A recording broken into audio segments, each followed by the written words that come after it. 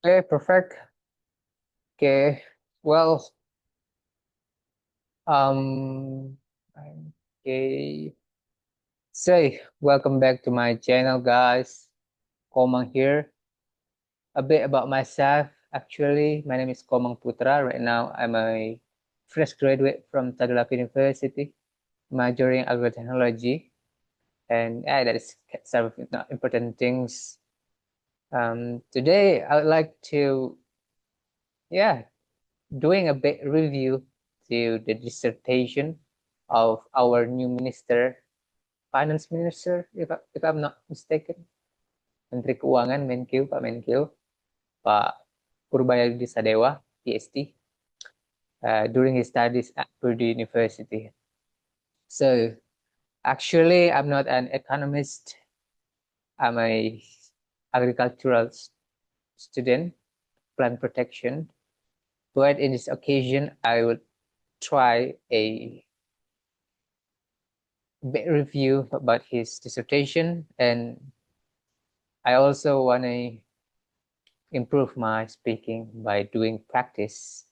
Currently, my English level is at the B1 level, B2 level, something like that. And some of the domains, perhaps I cannot um, deliver delicately or meticulously. But I hope you all watch my video could, accept all of those. Yeah, I would say that is kind of my lack of capabilities. And now we're gonna connect to my LinkedIn. Here is my LinkedIn account. Yeah, nothing special because I'm a I'm an ordinary student from East of Indonesia. So without further ado, we deep dive into his dissertation.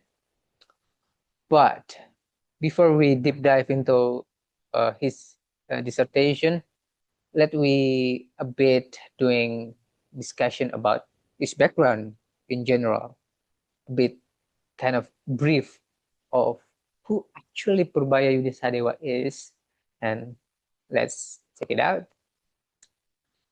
Okay. Oh my God. So Purbaya Yudhi Sadewa is, oh my God, how can, oh, is a new minister. He was born in Bogor, according to some interviews, and as as far as I knew, that his parents were academics at IPB University from perhaps forestry department, because you could see in the Wikipedia that uh, his mother and his father was an academics in there. And he grew up in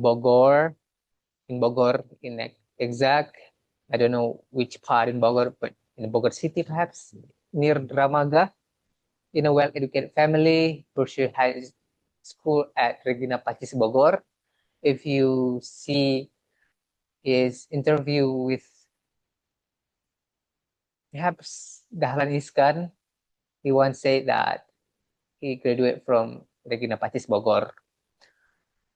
And Regina Pacis was considered until now as a top school at the time, and until now, some people say. And he was born in 7 July 1964. He's an Indonesian economist, more likely shifted from electrical engineers, became an economist, afterwards pursuing his PhD at Purdue University. And he has been appointed under Prabowo Subianto presidency since 2025. Yeah. Now he's incumbent. And he previously served as head of LPS, Kepala LPS, Indonesian Deposit Insurance Corporation, from 2020 to 2035. He did great at that place. And also according to him that he was doing so much fun in there because at LPS, there's no difficulties according to him. Yeah, more likely a slow pace, not slow pace, more likely a easier job desk rather than in current position. Yeah. The fun fact is both Budi Gunawan Sadikin as a current health minister and Purbaya himself both were studied at Regina Pacis Bogor. And this one guy I found from TikTok videos at the in the comment section. He said that Purbaya bid having, confidence to criticize Menteri Kesehatan or Health Minister, in this case Gunawan Budi Sadikin, Pak Budi. Oh my God, what's wrong with this? And according to this guy, I don't know who's this exact, or perhaps I assume it's the maximum Zoom capability. During in high school, this guy is like a valedictorian, perhaps top scorer, I would say, but I cannot confirm it whether it is a true story or perhaps just kind of an opinion on internet. Now let's we move to a bit trivia here. I was graduate from Sekolah Menengah Kejuruan Negeri 3, which is a so-so high school in Palu, Central Sulawesi. About Palu, if you remember the disaster, it was on 28th September 2018, earthquake, liquefaction, and tsunami in Central of Sulawesi. That is my hometown. This is my study, what I'm doing. If we compare with both of these bright stars, perhaps intelligent, in their schools, I'm just a so. During high school, I have my parents doing plantation, coffee farmer, and chicken farmer. Just I transition during junior high school and pre high school. And in high school, I did a part-time at that time as a dishwasher, waiter, and kitchen assistant. But because of some reason, my wallet was stolen. But there's nothing to do with Purbaya thesis. So let's move on. So remains a secret and poorly leaked about Purbaya childhood because there's no full version about his biography. If any chance given to me to in person interview with him, I would be happy. But I think it's an impossible kind of delusion because she's so busy these days, and I just nobody, and I cannot perhaps have that kind of chance. So it's a mystery about Purbaya still. And top scorer during Regina Pacis, continuing his bachelor degree at ITB University, ITB, Institut Teknologi Bandung, majoring electrical engineering. But in this case, I have found a bit similarity because during at SMK 3 Palu, my major also electrical engineering, majoring technique audio video or audio video kind of interest at the time. And after graduated, perhaps in 1988 or 1989, I'm not sure, he then continued his personal career in Schlumberger. Schlumberger is kind of oil and gas multinational company. It's about, it's a prestigious corporate. If you could, if you could work in that place, which means you are both genius or capable and graduate from the reputed university, Schlumberger, and having a good salary too. If compared with the minimum wage at the time and until now. Yeah. So afterwards, perhaps 4 or 6 years, I'm not know exact duration, Pak Purbaya in Schlumberger. He then continued to Purdue University. According to his statement in some of TikTok videos or reels, and during some of the reviews, he said that the reason why he moved from pure engineer to becoming an economist is because stability, perhaps. He said that his wife proposed to him to making some of slow pace work, because at Schlumberger he must inside in 2 months perhaps or something like that, and a bit, long distance relationships is not good for long term, according to his interviews.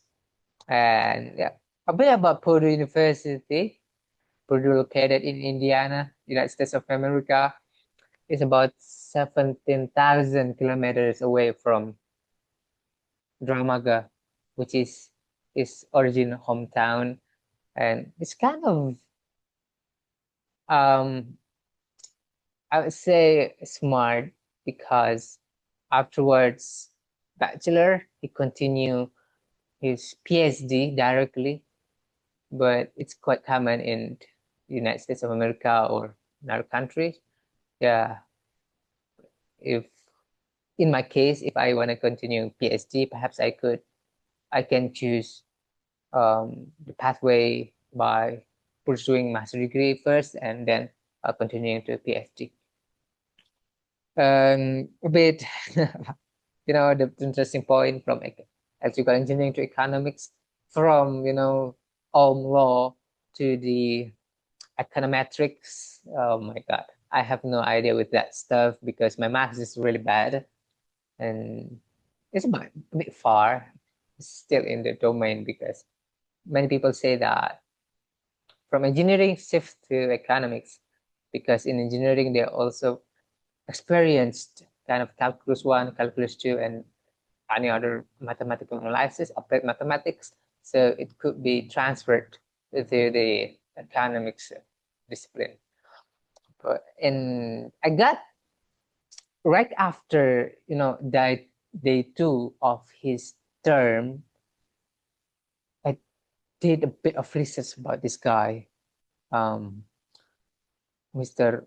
Pak Purbaya himself, and I just typed down Purbaya Yudhi Sadewa thesis at Purdue University, and luckily at the time I got his thesis on the labor system of Purdue University, and here we go. The thesis is about the effect of exchange rate on foreign direct investment. It's about the foreign direct investment, stuff like that. Yeah, he doing like a mathematics modeling, comparing the many countries and like doing analysis in it. It's really interesting to deep dive. And a bit about his thesis. His thesis has been supervised by John A. Carlson as the main final examining committee.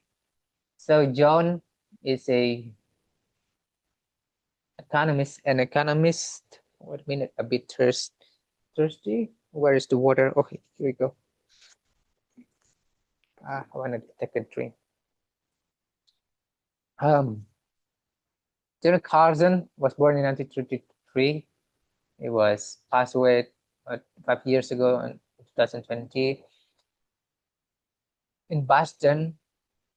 So he was passed away in 2020. Yeah, 5 years ago. He was born in July in 1933 in Boston to Valdemar Carlson and Lillian James Carlson. He grew up in Yellow Springs, Ohio. John received a Bachelor of Science in Mathematics from Denison's in 1955, a PhD in Political Economy from Johns Hopkins in 1961. After a postdoctoral appointment at Cornell, he began his 42-year career as an economics professor at Purdue, serving as the law professor of economics from 1988 to 2004. It makes sense because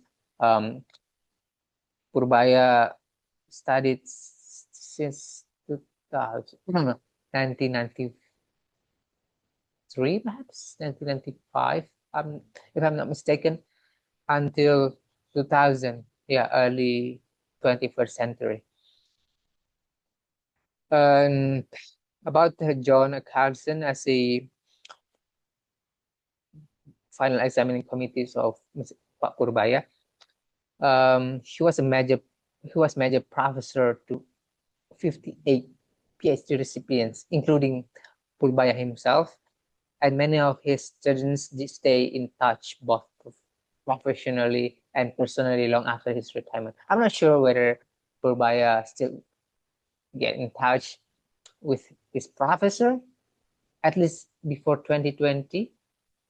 Yeah, it's like 20 years after he's graduated, or no, I'm not sure about that because I'm not close enough. I even never met with Purbaya, which I am. It's the body. And the second one is John M. Barron. This guy is a professor. After 40 years on the Cranard faculty, Jack Barron is looking forward to retirement. Yeah, now he's definitely in retirement. Barron joined Purdue in 1975 after earning his Master of Arts and PhD in economics from Brown University and spending his fourth year graduate school at the Brookings Institution in Washington, D.C. I enjoyed both the college experience and the discipline of economics. So pursuing graduate school in economics and an academic position afterward were natural choices, he says. Barron was impressed by the Purdue faculty on his first visit to the university. They were congenial, but at the same time had produced both high-quality research and established a high-quality PhD program. He says, also the college town settings was attractive as my wife and I had a growing family. Yeah, Purdue, Indiana, definitely a stunning city, even though I've never been there. And then Gabriele Camera, this guy, I have no comprehensive discussion about this guy, but he is a professor of economics, general business and economics. So about this approved by department head in March 8, March 3 March. I'm sorry. Okay. Oh, this one is on 3 August 2000. Yeah. Oh my God. It's really bad to reading the date. It's really awkward. Okay. Take a look to his journey. Okay, like let's take a look to his thesis with the title about foreign direct investments. Here we go. This one, a thesis submitted to the faculty of Purdue University by Purbaya Yudhi Sadewa in partial fulfillment of the requirement of the degree for the degree of Doctor of Philosophy, May 2000, bulan Mei. Foreign direct investment is, if we want to deep dive into this one, but first and foremost, we have to know what is the foreign direct investment. So I wrap up this one from Google, surely. Yeah. The foreign direct investment is the purchase of an interest, so interest in a company by an investor located in another country. For example, if a guy from country, let's say United States of America, purchase an interest from Indonesia in, let's say, in Kediri or in Magelang, so we can assume that guy, Mr. A, doing foreign direct investment, whether it's an corporation or is a corporation or an institution, no matter. But I'm not economist. I'm just a agricultural student of plant protection. I'm not really know about this stuff, but I really thrilled to studying economics afterwards, seeing this guy Pak Purbaya. And take a look to the table of contents. It consists only 4 chapters, not really to take this thesis. It's only 129 pages, which is quite short for a thesis. But don't get it wrong, because you see the modeling of but it's really complicated and complex to understand, especially we are not economists or mathematics. So on the second, in the second day of his term, I downloaded his thesis. I start to figure out what is actually the modeling inside of his thesis. The first 20 minutes of reading process, I just totally blind, cross my eye, just like, oh my God, what the fuck is this that I'm reading? I don't get it. I didn't get it. I don't get it at all. Right. It is quite fun to deep dive this thesis. Yeah. What? And take a look to the abstract. Here we got the abstract of Purbaya. Okay, so the Purbaya Yudhi, Purdue University, May 2000, the effect of exchange rate on foreign direct investment, Major Professor John A. Carlson. It is generally accepted that a depreciation ini apa sih? Yeah, depreciation is like, I have no idea. In the currency of one country, increases foreign direct investment flows into that country. However, studies based on an option pricing approach and recent FDI flows data from Japan also. So he observed about the FDI flows from Japan into the United States suggests that the FDI flows might decrease as the currency of the host country depreciates. And Purbaya here, creating or designing model firms which may choose between domestic production and exporting. Domestic product, gross domestic products, GDP, PDB, something like that, and exporting from a country to another, and production in the foreign country. The study examines the effect of exchange rate on the mode of operation of the firms. We find that a depreciation in the currency of the host country will unambiguously raises FDI flows from foreign firms only if initially the firms are mainly exporting. Once they have become multinationals, the depreciation in the currency of the host country might give different effect on the FDI flows. After foreign firms have technological advantage, the currency depreciation reduces FDI flows from the foreign country. However, when the foreign firms have technical disadvantage, they will increase their FDI. So here we got the technical advantage and technical disadvantage. As he is a technocrat from technical engineer, yeah, surely he will edit some of technological point in his thesis, surely. And one of the most distinctive features, yeah, we'll discuss in chapter 1 is segment background, yeah, the narrative of his background.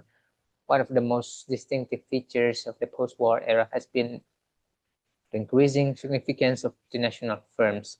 Multinational firms play a dominant role in international trade and production activities in the world economy. The growth of overseas production by multinational enterprises or MNEs through foreign direct investments has been reported to be growing faster than either trade or GDP since the mid-1970s. Indeed, United Nations Conference on Trade Development, UNCTAD, estimates that in the 1995, with the global sales of 7 trillion US dollar, international production outweighs export as the dominant mode of servicing foreign markets. The value of export of goods and non-factor services in 1995 was $5.8 billion. Big numbers at the time. It's about 1995. It's been 30 years ago, 3 decades. I'm not born already at that time. I wasn't born at the time. Yeah, it's about the foreign investment, the development with global sales.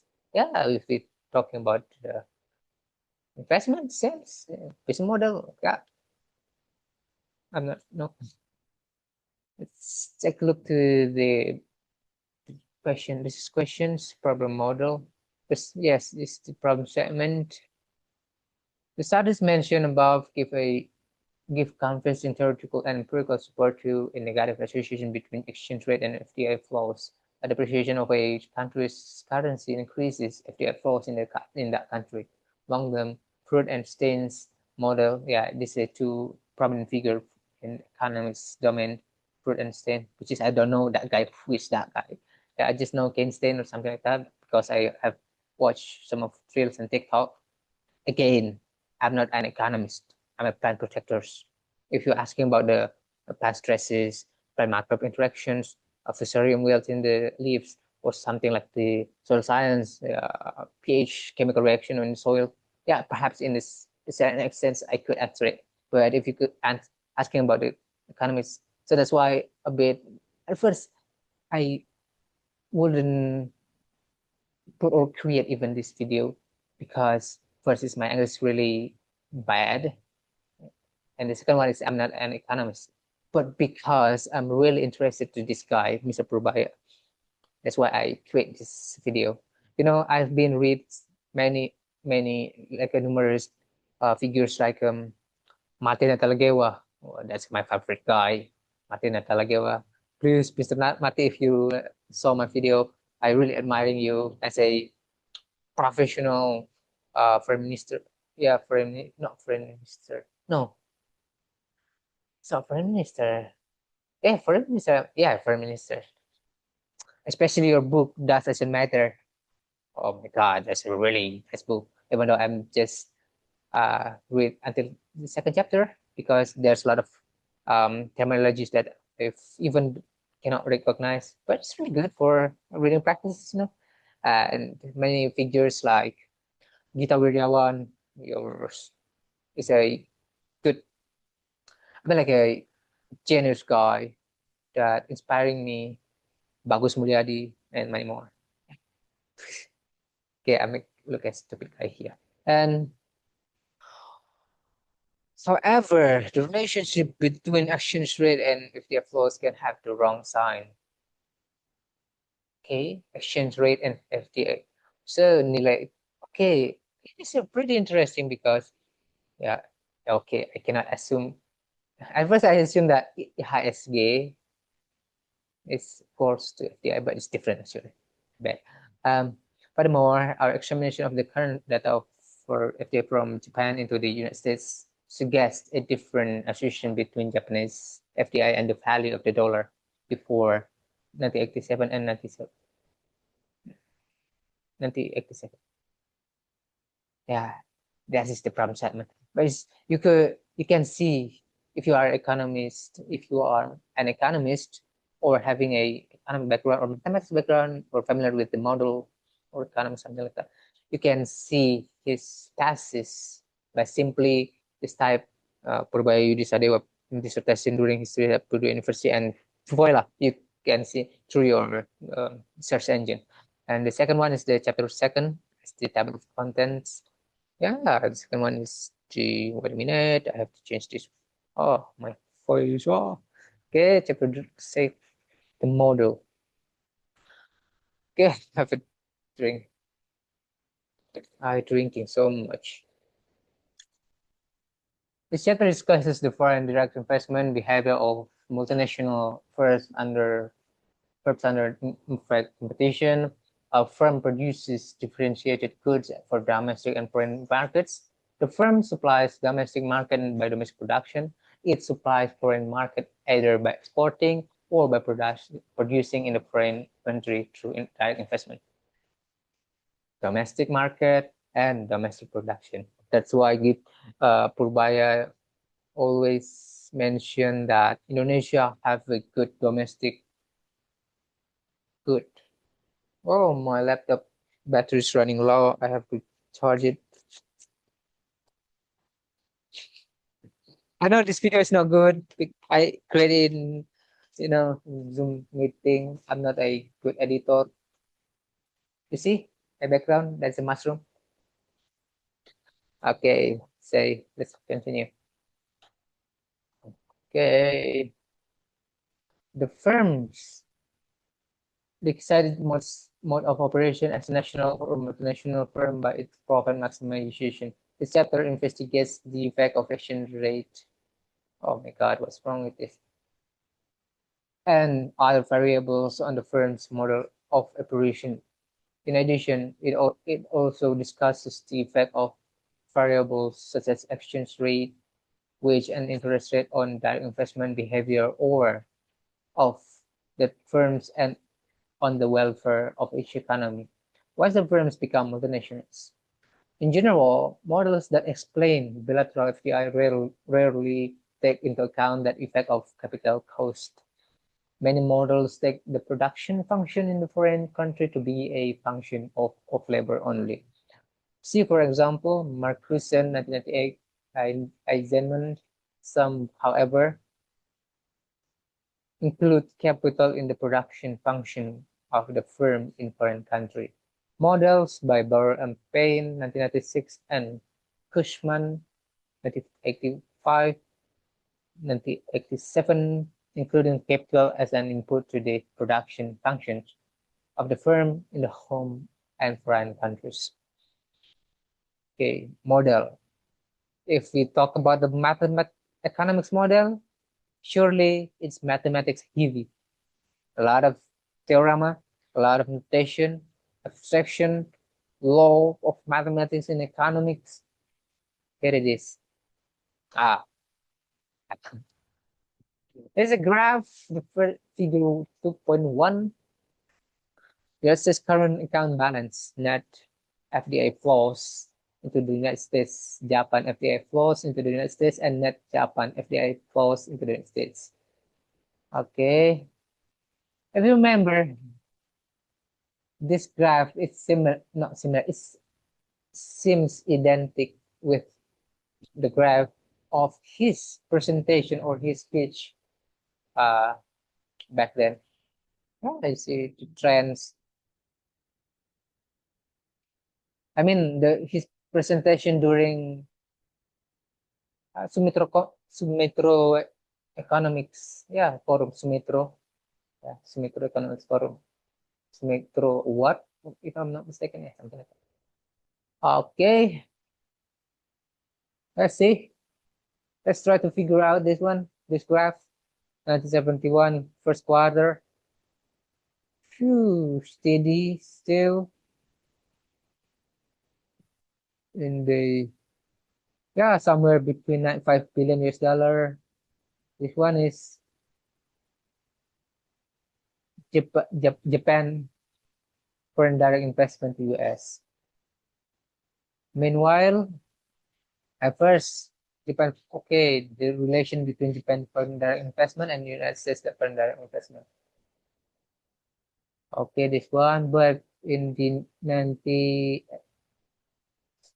1982, sloping down, plummeted into to experience the lowest point, minus in the fourth quarter of 1987. And this one in 1990, 1991, 1990, oh, experience high spikes. Oh my God, I have no idea with this data, but it's quite depicting the circumstances of United States and Japan foreign direct investment. Consumer demand following enables demands are derived from the utility function of a single representative consumer in each country. The utility function is Dixit Stiglitz 1977 type preferences. It will be assumed that each country utility function is separable between the homogeneous commodity and differential products. Oh my God. So this is the notation, the variable Q. I don't know what is the Q, this and cost minimization. And what is this? FTI, equilibrium, yeah, some economic stuff. Equilibrium. We need equilibrium ultimately. And as Purbaya said that the government who raising the tax of cigarettes as a pharaoh, atau Firaun, that he state government must make like a good equilibrium in between the workers. There's a lot of workers that work in cigarette company because of the tax. Like raised up, it could affect to their income. And Pak Purbaya once stated that we have to find the equilibrium model to make the fair policy, because we raising the tax, we have to provide the equals of job market to them, so then like the income will not affected, or even their job not affected to this policy. Yeah, it's quite a notion from Pak Purbaya so far, so good. Even though I'm not smoking. Yeah, I don't care about that, but it's quite interesting. Yeah, my late dad was smoking, but yeah, I'm not a smoker. Okay, chapter 3, empirical tests. Yeah, the model. So the pattern is, he start from the problem statement reduction. The second one is the model. Yeah, Japan and United States, and the empirical test. Perhaps he start from the econometric model here with a bunch and like there's plenty of um look to these variables and equations in it. Uh, Examining the equation of bilateral FTA and exchange rate between US and Japan, Canada, UK, Belgium, Luxembourg, and the Netherlands. Okay. Two-country model with two classes of goods, differentiated and homogeneous goods. Yeah, differentiated and homogeneous goods. Goods, I mean. yeah, it's like yeah, I don't I know actually it's like a just just act as an expert, but actually I'm not an expert. Homogeneous goods is goods that speak identical each others, and heterogeneous goods, which is the goods that have multiple yeah kind of products in it. Yeah, frankly said, generally speaking, like that. Demands for the differentiated product are derived from the stick list type utility function. Okay, and here we go. We got this.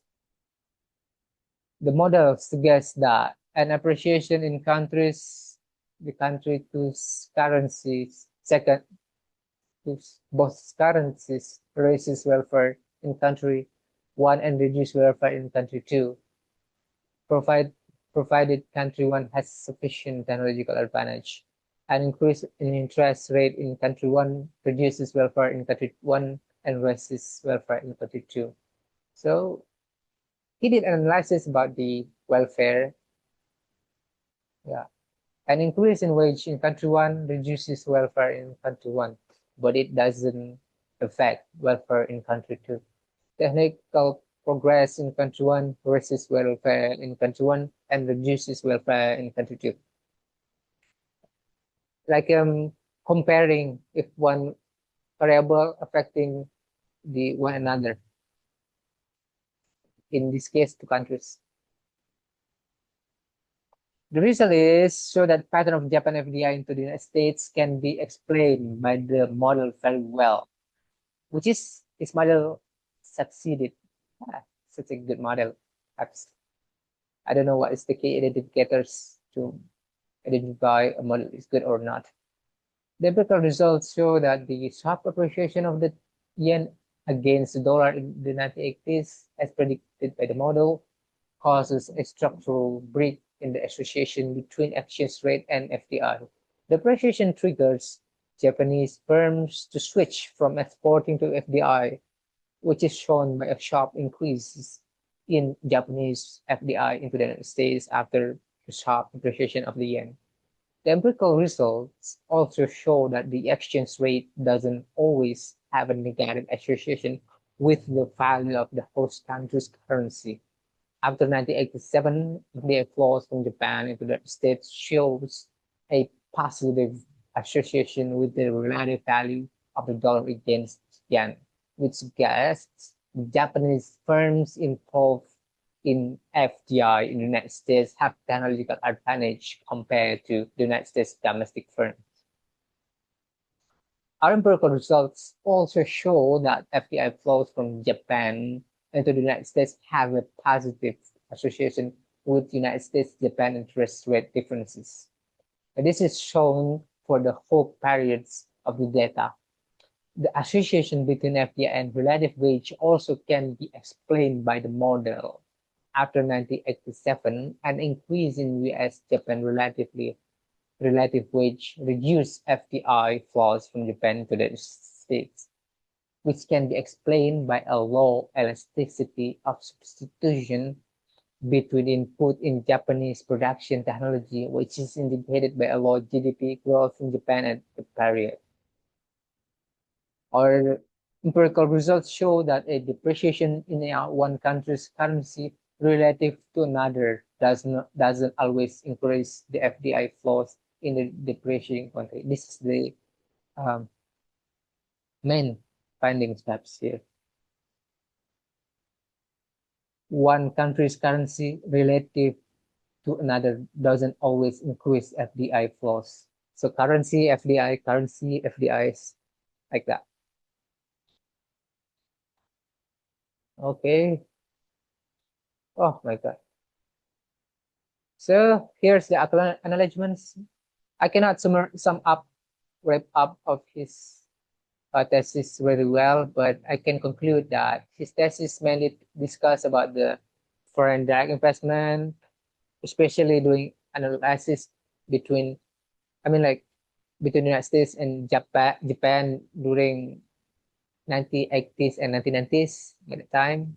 And yeah, creating models in exact to predict and to analyze the pattern between exchange rate, foreign direct investments, and their relation, and also perform empirical tests, which is he argued that in his models running very well. Yeah, I don't know which is this one is. Perhaps the supervisor already supervised really well and doing some of internal FIFA, yeah, like a thesis defense. So yeah, perhaps this one a good research from Purbaya himself. This is an acknowledgement. Exactly, this is acknowledgement. My throat is drought. I wish to thank the member of my dissertation committee, Professor John M. Barron, Rao Kadiala, John Haberman, and Gabriel Camera for their insights and suggestions. Special thanks to go to my chairman, Professor John A. Carlton, for his help and encouragement. I would also thank the faculty and staff for their valuable assistance throughout my years at Purdue University. Finally, this one is waiting, guys, because Purbaya really loves his wife that much, which is I can, take this as a lesson learned because I still haven't any wife. I do hope someday I have someone who right person. Yeah, I never been in dating because I'm not that handsome. So I forget about this. I forget about that. Finally, I am deeply in debt to my parents, surely, and the rest of my family for their love and support. In particular, to my wife, Ida Yulidina. Congrats, Tante Ida Yulidina. You have a good husband. I wish someday I could be as good as Purbaya. Wish. No, I'm just an agricultural guys. But if cannot as good as him, perhaps I can give food. I can give a proper housing to my family, to my a proper education to my future kids. However, yeah, like that.